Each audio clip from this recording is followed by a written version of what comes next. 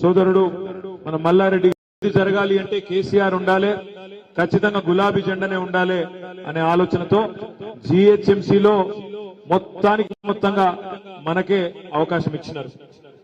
ఒకటి మిస్ అయినాం, అది కూడా తప్పిదారి మిస్ అయినాం. ఆ గోషామహల్లో రాజాసింగ్ అంటూ ఒక్కడ దెబ్బన కొద్దిగా మిస్ అయింది, కానీ లేకపోతే అది కూడా మొత్తంగా క్లీన్ స్వీప్ అయి హైదరాబాద్ లో ఎక్కడ కూడా వేరే జెండా కనబడని పరిస్థితి మన జరిగిన శాసనసభ ఎన్నికల్లో. కానీ బయట జిల్లాల్లో కాంగ్రెస్ పార్టీ చెప్పిన మోసపు మాటలు, 420 హామీలు, 420 హామీలు ఏవైతున్నాయో, మీకు బస్సు ఫ్రీ, బంగారం ఫ్రీ, మీకు ఇది ఇస్తాం అది ఇస్తాం అని చెప్పి మొత్తం జిల్లాల్లో ఉండే అమాయకులైన కొంతమంది ఆడబిడ్డలను అన్నదమ్ములని ఆగం చేసి మోసం చేసి ఓట్లు వేయించుకొని గద్దెనెక్కినారు. గద్దెనెక్కి 60 రోజులు అయింది. ఈ 60 రోజుల్లోనే రాష్ట్రంలోని ప్రతి గ్రామంలో చర్చ జరుగుతా ఉన్నది. ఈ 60 రోజుల కంటే ముందు ప్రభుత్వం ఎట్లుండే, ముందు పరిస్థితి ఎట్లుండే, ఇవాళ ఎట్లా ఉన్నదో ప్రతి గ్రామంలో ఇలా చర్చ జరుగుతా ఉన్నది.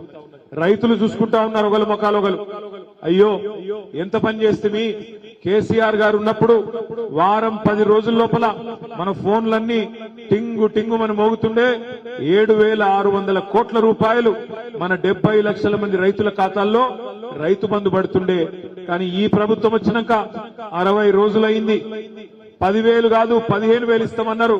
కానీ ఇప్పటి వరకు ఆ 10,000కే దిక్కు లేదు అని చెప్పి రాష్ట్రంలోని రైతులందరూ బాధపడే పరిస్థితి. అదే విధంగా కరెంటు కోతలు చాలు అయినాయి.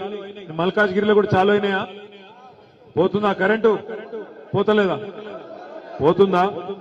ఇక మళ్ళా కొనుకొచ్చుకోవాలి ఇన్వర్టర్లు, జనరేటర్లు. ఎందుకంటే ముందే చెప్పినాం, మనం కాంగ్రెస్ కావాలన్నా కరెంటు కావాలని అడిగినాం, సిల్కకు చెప్పినట్టు చెప్పినాం.